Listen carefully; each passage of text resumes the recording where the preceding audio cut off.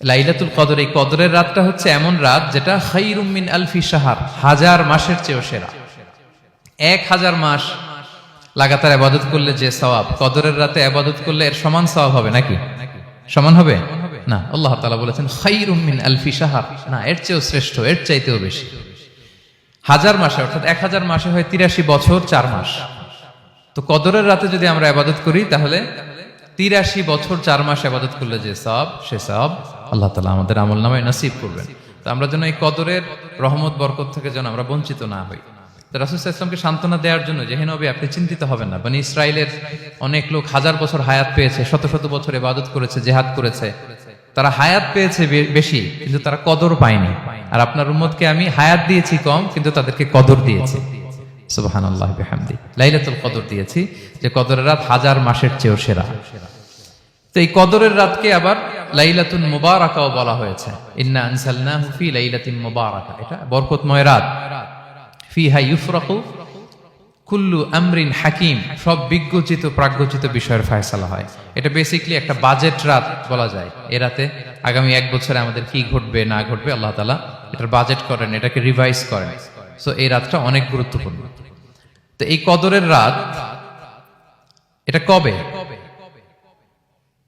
এটা স্পেসিফিক ছিল, মানে সুনির্দিষ্ট ছিল। রাসূল সাল্লাল্লাহু আলাইহি ওয়াসাল্লাম আমাদেরকে জানাতে চেয়েছিলেন কবে, কিন্তু রাসূল সাল্লাল্লাহু আলাইহি ওয়াসাল্লাম জানাতে পারেননি। সহিহ বুখারীতে এসেছে যে রাসূল সাল্লাল্লাহু আলাইহি ওয়াসাল্লাম খারাজান নবী সাল্লাল্লাহু আলাইহি ওয়াসাল্লাম লিয়ুখবিরানা বিলাইলাতিল কদর। উবাদা ইবনে সামিত রাদিয়াল্লাহু তাআলা আনহু বলেন, রাসূল সাল্লাল্লাহু আলাইহি ওয়াসাল্লাম আমাদেরকে জানাতে বের হয়েছিলেন যে কবে কদরের রাতটা। ফাতালাহা রাজুলান মিনাল মুসলিমিন, হঠাৎ মুসলমানদের মধ্য থেকে দুইজন ঝগড়া লাগলো, তর্ক লাগলো আর কি। রাসূল সাল্লাল্লাহু আলাইহি ওয়াসাল্লাম হঠাৎ করে ওই ঝগড়ার দিকে খেয়াল করলেন, ওই দিকে খেয়াল করে ওই তারিখটার কথা তিনি ভুলে গেলেন। ফারুফিআত, রাসূল সাল্লাল্লাহু আলাইহি ওয়াসাল্লাম বললেন আমার হৃদয় থেকে, অন্তঃকরণ থেকে এটাকে উঠিয়ে নেওয়া হবে।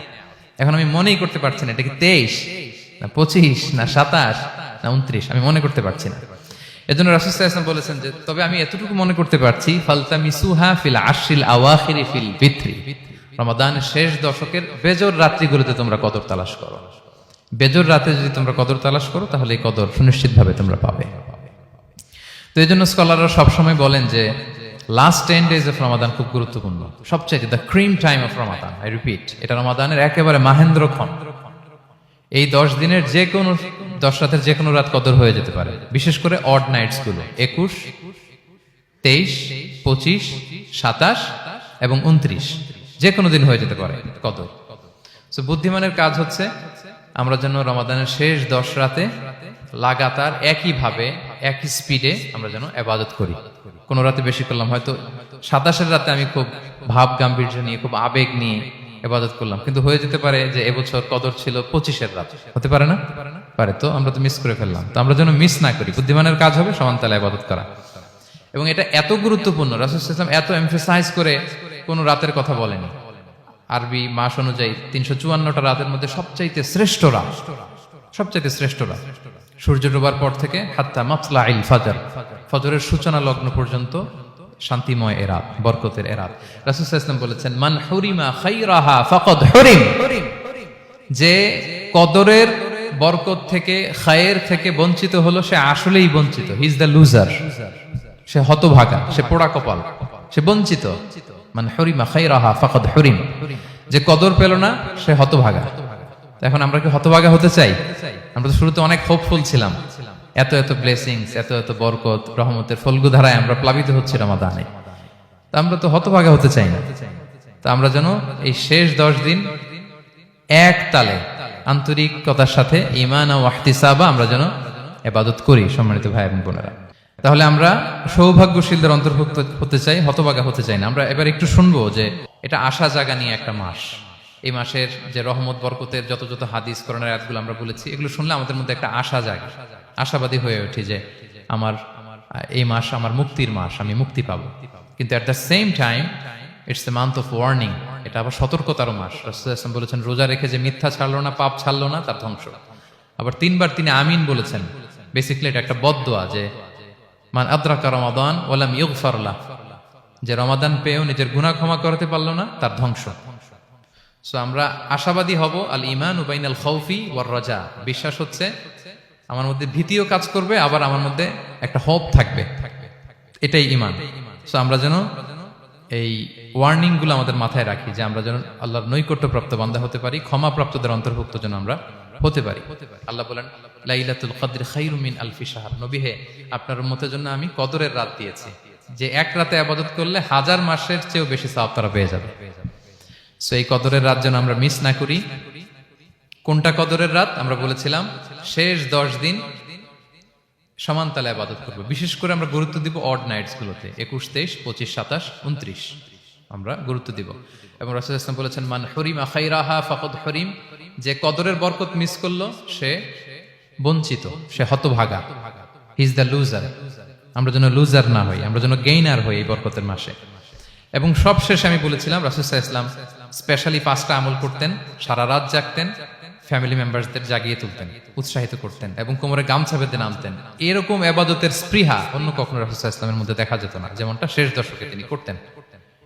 ইতিকাফ করতেন তিনি, আর ইতিকাফ করলে কদর মিস হওয়ার সম্ভাবনা নেই।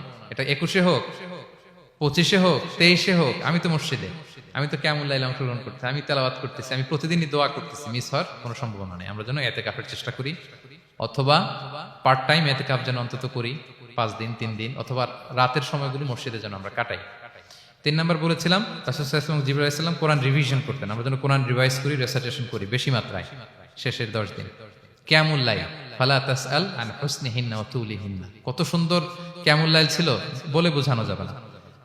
তো আমরা যেন এরকম দীর্ঘ সময় কিয়ামুল লাইল করি। আর সবশেষে বলেছিলাম দোয়া করা। দোয়া করা হচ্ছে দোয়া মুমিনের হাতিয়ার। দোয়া মানুষের জীবন চেঞ্জ করে দিতে পারে।